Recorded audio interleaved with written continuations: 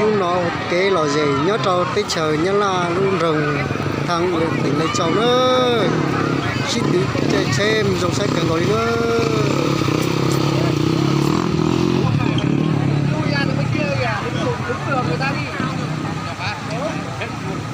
trong cây là gì cần gọi nữa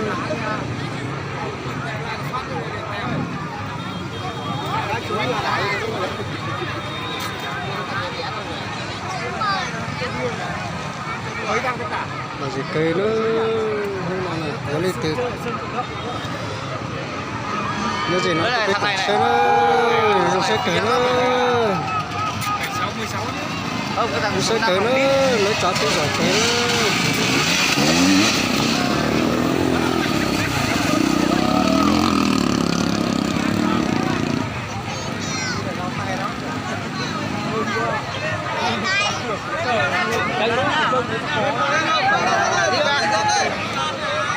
nó đi đường này đấy.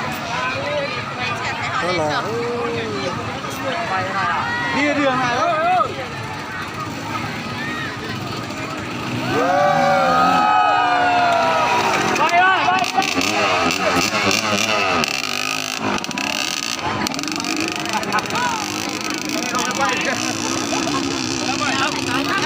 Ông bay ông sau nhìn thấy bay tiếp đây. Đây ở con đà cái.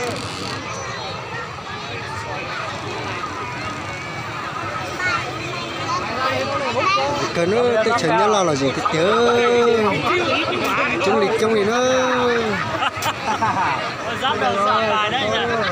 nhưng mà nó xí tụ chơi nó chơi thì giờ tụ lo tao thích gì gì đi nữa đó là thằng ra đó nữa